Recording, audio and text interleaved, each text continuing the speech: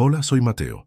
El día que escuché a mi propio hijo, el hombre por cuya educación sacrifiqué mis sueños, llamarme La Carga mientras planeaba con su esposa enviarme a un asilo barato, algo dentro de mí se rompió para siempre. Fue un silencio helado, una traición que no hizo ruido pero que pesó más que cualquier grito. ¿Alguna vez te has sentido invisible para las personas que más deberías importarles? ¿Has sentido que tu valor se mide solo por lo que puedes dar y no por lo que eres? Antes de contarte el momento exacto en que sus rostros cambiaron al oler el dinero que yo tenía escondido, comenta aquí desde qué parte del mundo me estás escuchando y suscríbete al canal. Créeme, no querrás perderte lo que sucede cuando un padre, tratado como un estorbo, decide que su dignidad vale mucho más que la sangre. La historia que voy a contarte no es sobre venganza, sino sobre justicia, una justicia silenciosa y paciente que la vida misma se encargó de servir en el plato más frío que puedas imaginar. La casa de mi hijo Ricardo nunca se sintió como un hogar. Era una prisión de cortesía forzada y silencios incómodos. Mi habitación, la de invitados, era pequeña, fría y sin una sola foto mía o de mi difunta esposa. Era un depósito. Y yo, el objeto más viejo y molesto guardado allí. Cada día Sonia, mi nuera, me servía la comida con un suspiro, como si mi simple existencia fuera un esfuerzo agotador. Dejaban el plato en la mesa sin mirarme a los ojos, y yo comía solo, escuchando sus conversaciones en voz baja desde la sala, donde hablaban de cuentas, deudas y los gastos inesperados que mi presencia generaba. La humillación más grande no eran los platos fríos ni las miradas de fastidio. Eran las palabras que creían que yo no escuchaba. Una noche, con la puerta de mi cuarto apenas entreabierta, los oí. Ricardo decía que mi pensión apenas cubría mis medicinas y que el asilo público de la calle Oak era la única solución viable. Sonia respondió que ya era hora, que no podían seguir con esa carga en casa. La palabra carga rebotó en las paredes de mi mente. No sentí rabia, sino un vacío profundo, una tristeza tan pesada que me costaba respirar. En ese instante, dejé de ser su padre y me convertí en un problema financiero que necesitaban resolver. En medio de esa soledad, mi mente viajaba al pasado. Recordé el olor a barniz y madera de mi viejo taller, un lugar que vendí hace 40 años para pagar la universidad de Ricardo. Renuncié a mi pasión, a mi arte de construir violines, para trabajar como contador en una fábrica y asegurarle un futuro que yo nunca tuve. Le di mis manos, mi tiempo, mis sueños. Ver a ese mismo hijo, ahora un hombre de 50 años, reducir toda una vida de sacrificios a una cifra en una hoja de cálculo, fue como sentir que me arrancaban el alma por segunda vez. Él no tenía idea del verdadero valor que yo todavía guardaba. Desde esa noche, algo cambió en mí. Dejé de intentar conversar, de buscar una conexión que ya no existía. Me volví un observador silencioso. Los miraba durante la cena, estudiando la codicia en los ojos de Sonia y la debilidad en los de mi hijo. Aceptaba su trato con una calma que parecía confundirlos. No sabían que mi silencio no era resignación, sino preparación. Mientras ellos planeaban cómo deshacerse de mí de la forma más económica posible, yo, en la soledad de mi cuarto, comencé a trazar mi propio plan. Un plan que involucraba un secreto que había guardado por más de 50 años. Un secreto que valía mucho más que la casa en la que me trataban como un intruso. El día después de escuchar esa conversación, el sol que entraba por mi ventana parecía más frío, más distante. El desayuno fue un ritual de silencios calculados. Ricardo no levantaba la vista de su teléfono y Sonia movía los platos y las tazas con una brusquedad que era casi un grito. Yo me senté allí, masticando mi pan tostado, sintiendo el peso de sus miradas, aunque no me miraran directamente. Ya no era un padre, compartiendo una comida. Era un espectador en la vida de mi propio hijo, un fantasma en la mesa que ellos deseaban que desapareciera. Cada bocado se sentía como una concesión, como si estuviera consumiendo un recurso que ellos creían que ya no me merecía. El café, que siempre había disfrutado, ahora tenía un sabor amargo, el sabor del resentimiento que flotaba en el aire de la cocina. La humillación se servía a diario, en pequeños gestos que dolían más que cualquier insulto directo. Una noche, Sonia preparó un guiso de carne, cuyo aroma llenó toda la casa. A Ricardo y a ella les sirvió porciones generosas, con trozos grandes de carne y papas. A mí me puso en el plato un caldo aguado, con apenas unas verduras flotando. Cuando nuestras miradas se cruzaron por un instante, vi en sus ojos una justificación fría, un mensaje claro. Esto es lo que te corresponde. Ricardo, por su parte, hablaba de la necesidad de ahorrar para unas vacaciones, de lo estresados que estaban, mientras yo comía mi sopa insípida. No dije nada. Simplemente agaché la cabeza y seguí comiendo, sintiendo cómo mi dignidad se disolvía con cada cucharada de aquel caldo de indiferencia. Mi cuarto se convirtió en mi único refugio, aunque era más una celda de aislamiento autoimpuesto que un verdadero hogar. Las paredes estaban desnudas, sin una sola fotografía de mi esposa Elena, ni de mis años de juventud. Era un espacio anónimo, diseñado para ser olvidado fácilmente. Pasaba horas sentado en un viejo sillón, mirando por la ventana un pedazo de cielo entre los edificios. Mi mente escapaba a mi antiguo taller, al olor de la madera de arce y abeto, al sonido de mis herramientas tallando una curva perfecta. Recordaba la sensación de crear algo hermoso y duradero con mis propias manos.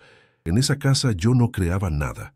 Al contrario, sentía que me deshacían lentamente, pieza por pieza, hasta que no quedara nada de quien fui. La visita mensual al cardiólogo fue la prueba definitiva de mi nueva condición. Ricardo me llevó, pero el viaje en auto fue tenso y silencioso, marcado solo por sus suspiros de impaciencia en el tráfico. Dentro del consultorio, mientras el doctor me explicaba los resultados de mis exámenes, la única preocupación de mi hijo era económica. ¿Y ese nuevo tratamiento lo cubre el seguro? ¿Hay una alternativa más barata?, preguntaba, interrumpiendo al médico. No hubo ni una sola pregunta sobre mi bienestar, sobre cómo me sentía o si el tratamiento mejoraría mi calidad de vida. Para él, yo no era un paciente, era un balance de pérdidas y ganancias. Salí de allí sintiéndome menos como un ser humano y más como un auto viejo cuyo mantenimiento se había vuelto demasiado caro.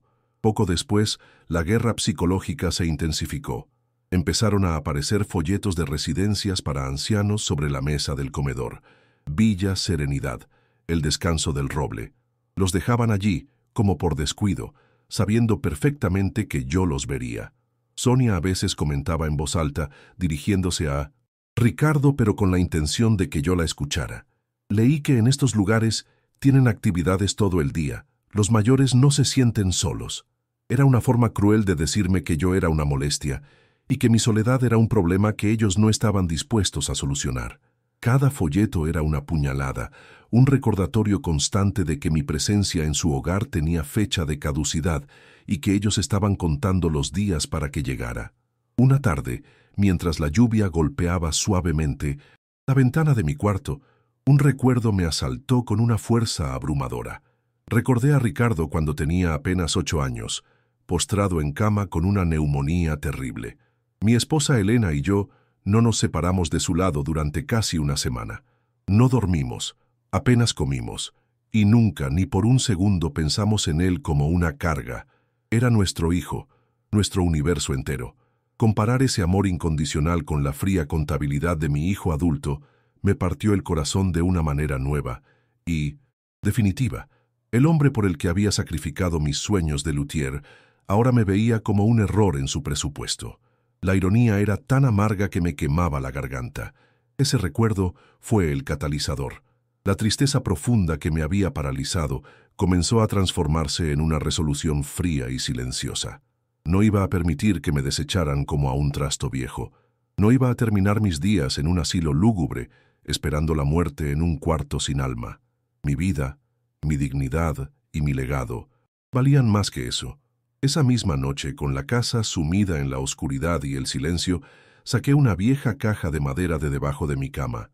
Dentro, entre cartas amarillentas de mi esposa, encontré un pequeño cuaderno de direcciones.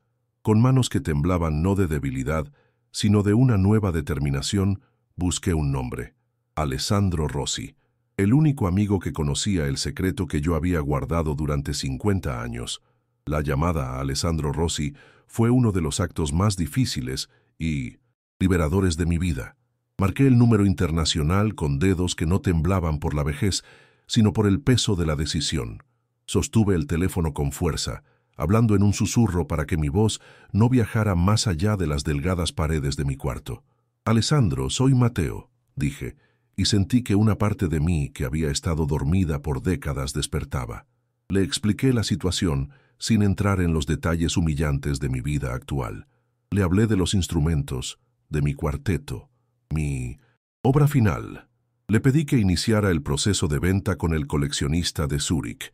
Cada palabra era un paso hacia mi libertad, una nota en una sinfonía de justicia que apenas comenzaba a componerse en mi mente. Era el fin de un legado familiar, pero el principio de mi propia salvación. Mientras hablaba con Alessandro, confirmando los detalles de la oferta, la puerta de mi habitación, que siempre dejaba un poco abierta por si necesitaba ayuda, se convirtió en mi perdición y a la vez en mi arma. No escuché pasos, pero sentí una presencia. Una sombra se detuvo en el pasillo por un instante. Fue entonces cuando dije la frase que lo cambiaría todo. «Sí, Alessandro, la oferta de Zúrich está confirmada. 2 millones es más de lo que jamás soñé». La sombra se movió de nuevo, desapareciendo tan rápido como había llegado. Supe en ese instante que había sido Ricardo. No necesitaba verlo para saberlo. El aire de la casa cambió. Se cargó de una electricidad nueva, una mezcla de codicia y oportunidad. Yo había puesto el cebo y mi hijo, sin saberlo, acababa de morder el anzuelo. La partida había comenzado. A la mañana siguiente, la transformación fue tan grotesca que casi me hizo reír. En lugar del habitual plato de avena insípida dejado en la mesa, Sonia me esperaba en la cocina, con una sonrisa que no le llegaba a los ojos.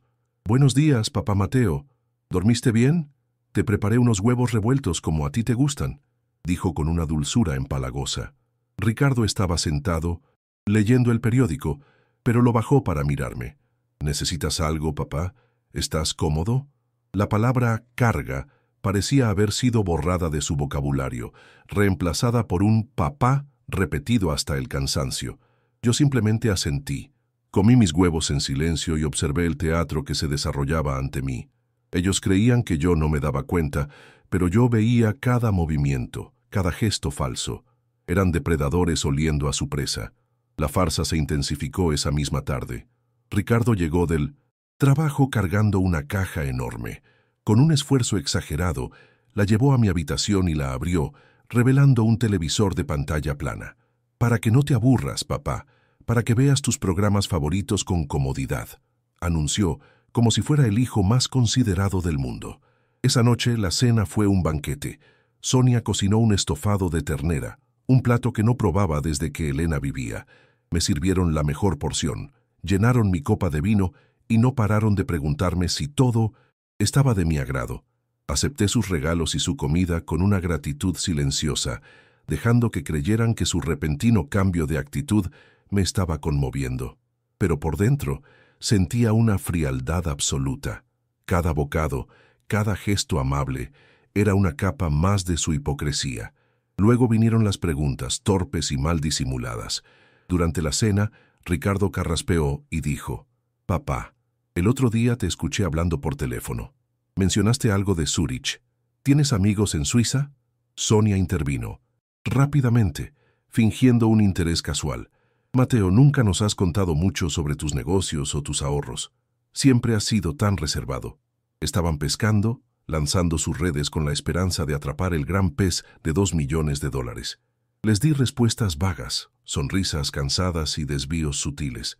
Hablé de viejos amigos, de recuerdos lejanos, de cualquier cosa que no tuviera que ver con dinero. Ver la frustración crecer en sus rostros mientras intentaban mantener sus sonrisas amables se convirtió en mi pequeño y sombrío entretenimiento. Un par de días después, noté un cambio sutil pero significativo. Los folletos de las residencias para ancianos que habían estado casualmente sobre la mesita del café durante semanas habían desaparecido. Villa Serenidad y el Descanso del Roble se habían evaporado, como si nunca hubieran existido. Nadie mencionó su ausencia. Y ese silencio era más elocuente que cualquier palabra. Era la prueba definitiva de que sus planes habían cambiado drásticamente. Ya no querían deshacerse de mí. Ahora querían mantenerme cerca, vigilarme, asegurarse de que no me fuera a ninguna parte con su fortuna. El asilo ya no era una opción. Yo ya no era un problema a eliminar, sino un activo a explotar. La casa se había convertido en una jaula dorada, y ellos en mis amables carceleros. A partir de ese momento, me convertí en un actor en mi propia vida. Aceptaba sus cuidados, sonreía ante sus halagos y les permitía creer que su estrategia estaba funcionando. Dejé que me llevaran a pasear, que me compraran ropa nueva, que llenaran mi plato con sus mentiras cocinadas a fuego lento. Por fuera, era el anciano frágil y agradecido que ellos querían ver, pero por dentro, una calma gélida se había apoderado de mí. Ya no sentía el dolor de la traición, solo una determinación inquebrantable. Ellos jugaban a las cartas sin saber que yo ya había visto su mano y tenía un as bajo la manga. La tensión en la casa era casi insoportable, una cuerda a punto de romperse, y yo era quien sostenía las tijeras, esperando el momento exacto para cortar. La semana siguiente, la amabilidad forzada se volvió asfixiante. Ya no me dejaban solo ni un momento, bajo el pretexto de cuidarme. Sonia insistía en ayudarme a organizar mis papeles, sus ojos buscando cualquier documento que mencionara a Zúrich o a un banco suizo. Ricardo, por su parte, me traía el periódico cada mañana y se sentaba a mi lado mientras yo lo leía, haciendo preguntas casuales sobre mis viejos amigos o mis pasatiempos. No era compañía, era vigilancia. Me sentía como un prisionero bajo arresto domiciliario, vigilado por carceleros que me sonreían mientras buscaban la llave de mi caja fuerte. Su presencia constante no era un acto de amor, sino una estrategia para asegurarse de que su inversión no se les escapara de las manos. Cada gesto amable era una vuelta más de la soga alrededor de mi cuello. La presión aumentó cuando Ricardo trajo a un amigo a casa una tarde. Era un hombre de traje impecable y sonrisa de vendedor de autos usados llamado señor Morales, quien se presentó como un asesor financiero. Lo sentaron frente a mí en la sala y el interrogatorio comenzó, disfrazado de charla amistosa. ¿Ha pensado en cómo proteger su patrimonio, Mateo? ¿En cómo optimizar sus activos para el futuro de su familia? Ricardo y Sonia asentían con la cabeza a cada palabra, mirándome con una expectación ansiosa. Yo escuchaba en silencio, sorbiendo el té que Sonia me había servido en la taza buena, la que nunca usaban. Les di respuestas cortas y evasivas, diciendo que a mi edad ya no pensaba en esas cosas. Vi la frustración en sus rostros, apenas oculta tras sus sonrisas. La paciencia se les estaba agotando. Mientras ellos planeaban cómo apropiarse de mi fortuna, yo me movía en las sombras de mi propia casa. Una noche, mientras ellos veían la televisión en la sala, hice una llamada crucial desde mi habitación. No era a Alessandro, sino a un abogado que había encontrado, un hombre especializado en fundaciones y fideicomisos. Con la voz apenas un susurro, le di las instrucciones finales para crear la Fundación de Artesanos Vargas, destinada a becar a jóvenes luthiers sin recursos. Cada palabra que pronunciaba era un ladrillo en el muro que estaba construyendo entre mi legado y la codicia de mi hijo. Estaba transfiriendo el control de los instrumentos, no a una cuenta bancaria, sino a un propósito. Estaba asegurándome de que el alma de mi trabajo terminara en manos de quienes pudieran escuchar su música, no de quienes solo oían el tintineo del dinero. La confirmación de que estaba haciendo lo correcto llegó de la forma más dolorosa posible. Una noche, al no poder dormir, fui a la cocina por un vaso de leche. Al pasar por el pasillo, los escuché susurrar en su habitación. La puerta estaba entreabierta. Era la voz de Sonia, llena de impaciencia. ¿Por qué no firma los papeles de una vez? Este viejo nos está volviendo locos con su teatro. La respuesta de Ricardo me heló la sangre. Tranquila, mi amor. Ya hablé con Morales. El siguiente paso es conseguir el poder notarial. Alegaremos que su mente ya no está bien.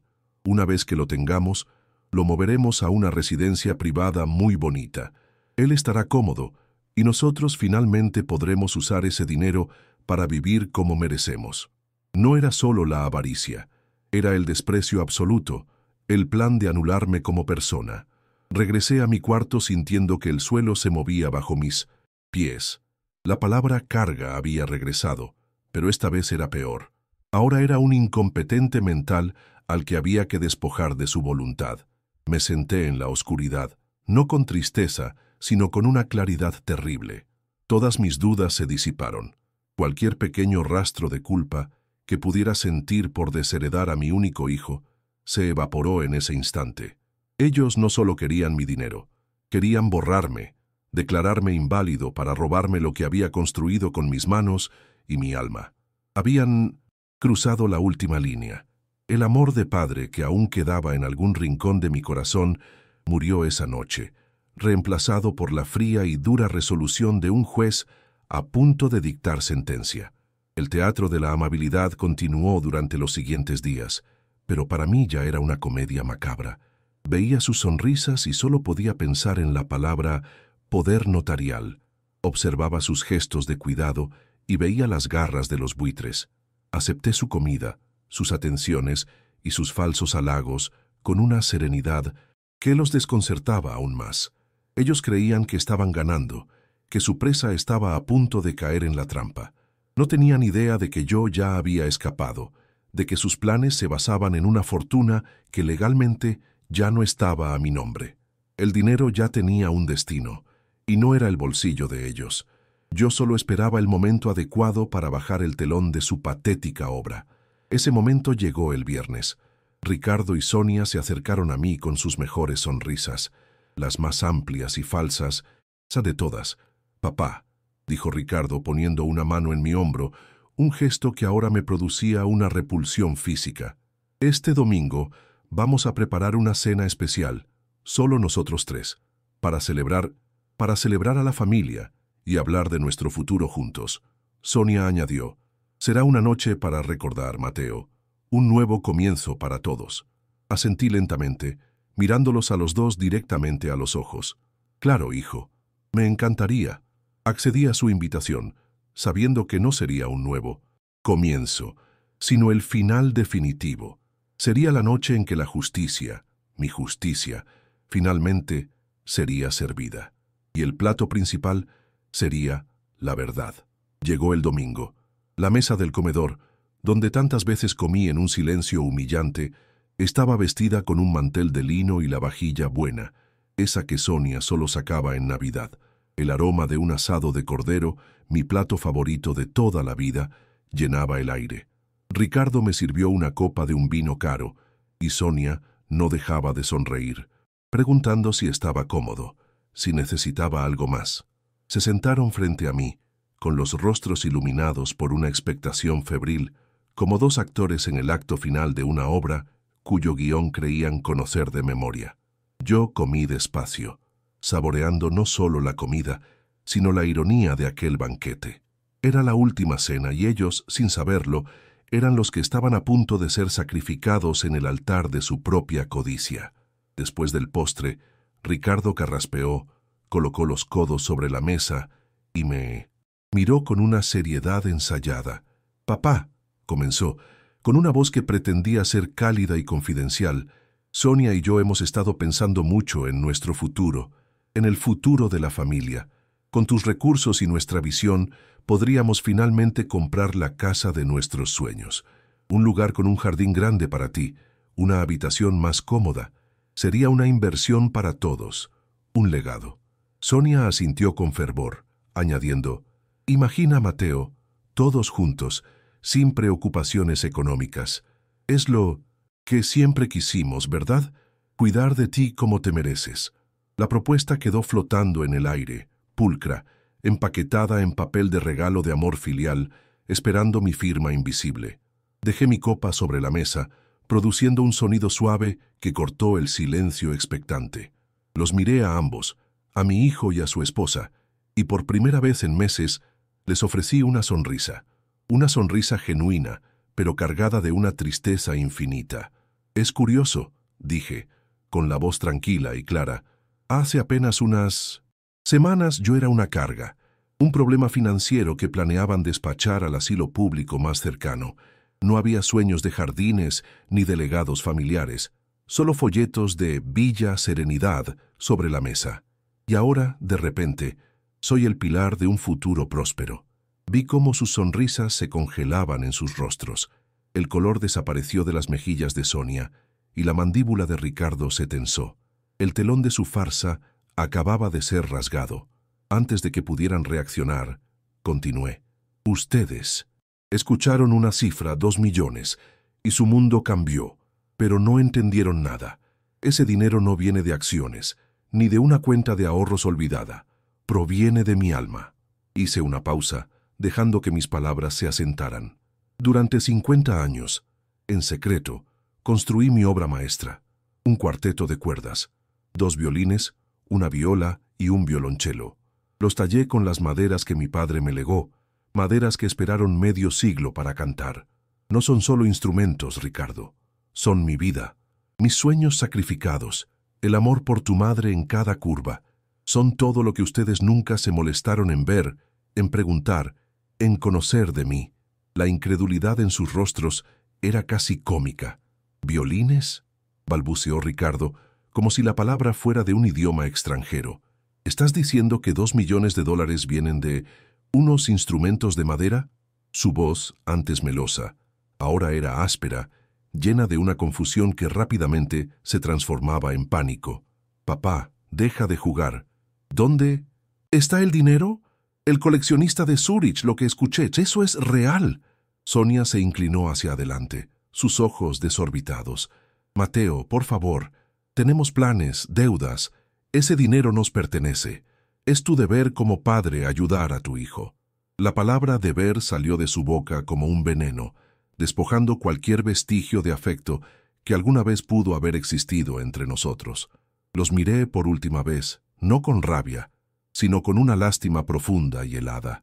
Tienen razón en una cosa, afirmé con una calma que los enfureció aún más. Los instrumentos fueron vendidos. El dinero es real, pero llegaron tarde a la repartición de la herencia. Muy tarde. Me incliné un poco, como si fuera a compartir un secreto. Ese dinero ya tiene un dueño. Hace una semana firmé los últimos documentos para crear la Fundación de Artesanos Vargas. Su propósito es dar becas a jóvenes luthiers sin recursos, para que nadie más tenga que abandonar su pasión como yo lo hice. El legado de mi vida no será una casa más grande para ustedes, sino un futuro para cientos de artistas que sí valoran el alma de la madera y la música. El silencio que siguió fue atronador. Duró solo un segundo, y luego la presa se rompió. Ricardo se puso de pie de un salto, golpeando la mesa con el puño y haciendo que los platos temblaran. «¿Qué hiciste?», gritó, su rostro rojo de furia. «Viejo egoísta, ese era mi dinero, mi derecho de nacimiento. Te cuidé, te di un techo». Sonia rompió en un llanto histérico y acusador. «Nos engañaste, nos usaste, nos hiciste creer que te importábamos». Sus verdaderos rostros, desfigurados por la codicia y el odio, finalmente estaban a la vista. Yo permanecí sentado, en silencio, observando la destrucción.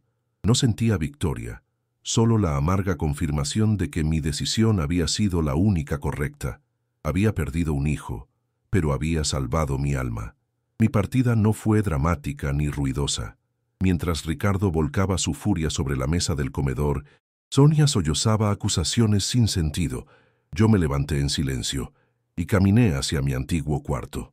En una pequeña maleta que siempre tuve lista, metí un par de cambios de ropa, mis documentos y la única foto de mi esposa Elena que había logrado rescatar de su olvido. Dejé las llaves de la casa sobre el mantel manchado de vino, junto a los restos de su banquete de codicia. Llamé a un taxi desde mi viejo celular y esperé en la acera, bajo la luz de un farol. El sonido de sus gritos se fue apagando a medida que el auto se alejaba. No sentí alegría, ni siquiera alivio, solo un vacío inmenso y pacífico, la sensación de haber soltado un peso que llevaba cargando durante años. Encontré un pequeño apartamento en un barrio tranquilo, con un gran ventanal que da a un parque lleno de árboles viejos como yo. Lo primero que hice, incluso antes de desempacar, fue montar un pequeño taller en una esquina de la sala. El olor a trementina y a madera de arce llenó el aire, y por primera vez en Mucho tiempo sentí que podía respirar profundo. Coloqué la foto de Elena en mi nueva mesa de trabajo, justo donde pudiera verla. Compré muebles sencillos, una cama cómoda y una cafetera que gorgotea cada mañana con una promesa de normalidad. Esa primera noche dormí sin la angustia de sentirme un intruso, sin el miedo de escuchar susurros al otro lado de la puerta. El silencio ya no era un arma que usaban en mi contra, era mi compañero, el sonido de mi libertad. Con la ayuda del abogado, la Fundación de Artesanos Vargas se convirtió en una realidad. Firmar esos papeles fue como tallar la última y más importante pieza de mi vida. No era solo dinero lo que estaba donando, era mi historia, la redención de mis sueños abandonados. Empecé a frecuentar un centro comunitario cercano, donde me uní a un club de música para veteranos. Allí nadie me veía como una carga. Me veían como Mateo, el hombre que sabía cómo el alma de un árbol podía convertirse en una canción. Empecé a enseñarle a un joven con manos torpes pero ojos brillantes los secretos del oficio. Ver su fascinación al transformar un pedazo de madera en algo hermoso me dio un propósito que el dinero jamás podría comprar. Mi vida ya no se trataba de esperar el final, sino de sembrar nuevos comienzos. Las noticias sobre Ricardo y Sonia me llegaron a través de un primo lejano, como ecos de un mundo que ya no era el mío. La codicia los había consumido. Creyendo que eran millonarios inminentes, habían tomado decisiones desastrosas. Ricardo, en un acto de arrogancia suprema, renunció a su trabajo, seguro de que no volvería a necesitarlo. Sonia, por su parte, había acumulado deudas exorbitantes en tarjetas de crédito, comprando ropa de diseñador y joyas para una vida que aún no tenían. Cuando la cruda realidad los golpeó, su castillo de naipes se derrumbó con estrépito. El auto de lujo fue embargado, y los susurros de desprecio que yo solía escuchar se convirtieron en gritos de recriminación que los vecinos reportaban. Su propia avaricia se había convertido en su verdugo. El golpe final para ellos y el cierre definitivo para mí llegó en forma de una carta. La recibí un mes después de mi partida. Era de Ricardo. Cada línea destilaba un odio puro, sin adulterar. Me llamaba egoísta, cruel, un viejo manipulador que había destruido su vida. Me culpaba por sus deudas, por su fracaso profesional y, según él, por la inminente separación de Sonia, quien no soportó la caída en desgracia. En toda la carta no hubo ni una sola mención al asilo, a la palabra carga o a las humillaciones. En su mente, él era la víctima de mi traición. Leí cada palabra con una calma helada, doblé el papel cuidadosamente y lo arrojé a la pequeña chimenea de mi apartamento. Verlo consumirse en las llamas fue el verdadero final, el adiós definitivo a un hijo que ya no existía para mí. Ahora, mis días transcurren con una serenidad que creí perdida para siempre. Por las mañanas, trabajo en mi taller, sintiendo la familiaridad de las herramientas en mis manos, una conexión con mi padre y con mi propia esencia. A veces, simplemente me siento junto a la ventana, observando a los niños jugar en el parque, y sonrío. La fundación ya ha otorgado sus primeras becas y recibo cartas de jóvenes llenos de gratitud y sueños, que me hablan de música y de futuro. El dolor de la traición no ha desaparecido por completo, pero ya no es el centro de mi existencia. Aprendí de la manera más dura que la familia no siempre es la sangre, sino quienes te ven, te valoran y te respetan. Ricardo y Sonia persiguieron un precio, pero yo encontré mi valor. Y mientras ellos se ahogan en la miseria que crearon, yo, en mi pequeño rincón del mundo, nunca he sido tan rico. Si conoces a alguien que necesita escuchar este mensaje de dignidad y autorrespeto, por favor, comparte este video con esa persona. No olvides suscribirte para más historias sobre cómo encontrar tu propio valor, incluso cuando el mundo intenta quitártelo. Gracias por escucharme. Mi partida no fue dramática ni ruidosa. Mientras Ricardo volcaba su furia sobre la mesa del comedor y Sonia sollozaba acusaciones sin sentido, yo me levanté en silencio y caminé hacia mi antiguo cuarto. En una pequeña maleta que siempre tuve lista, metí un par de cambios de ropa, mis documentos y la única foto de mi esposa Elena que había logrado rescatar de su olvido. Dejé las llaves de la casa sobre el mantel manchado de vino, junto a los restos de su banquete de codicia. Llamé a un taxi desde mi viejo celular y esperé en la acera bajo la luz de un farol. El sonido de sus gritos se fue apagando a medida que el auto se alejaba. No sentí alegría, ni siquiera alivio, solo un vacío inmenso y pacífico, la sensación de haber soltado un peso que llevaba cargando durante años. Encontré un pequeño apartamento en un barrio tranquilo, con un gran ventanal que da a un parque lleno de árboles viejos como yo. Lo primero que hice, incluso antes de desempacar, fue montar un pequeño taller en una esquina de la sala. El olor a trementina y a madera de arce llenó el aire, y por primera vez en mucho tiempo sentí que podía respirar profundo. Coloqué la foto de Elena en mi nueva mesa de trabajo, justo donde pudiera verla. Compré muebles sencillos, una cama cómoda y una cafetera que gorgotea cada mañana con una promesa de normalidad. Esa primera noche, dormí sin la angustia de sentirme un intruso, sin el miedo de escuchar susurros al otro lado de la puerta. Chilen.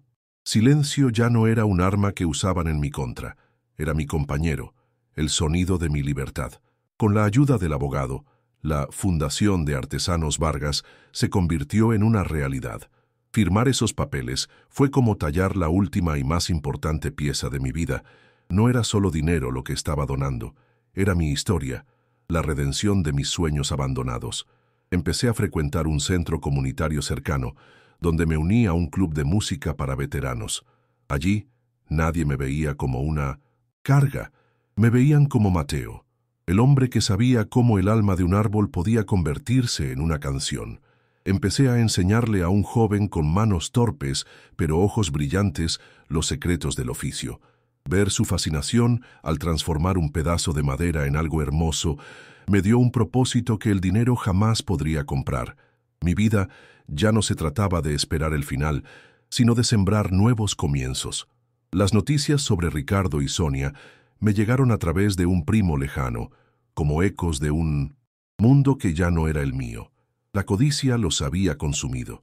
Creyendo que eran millonarios inminentes, habían tomado decisiones desastrosas.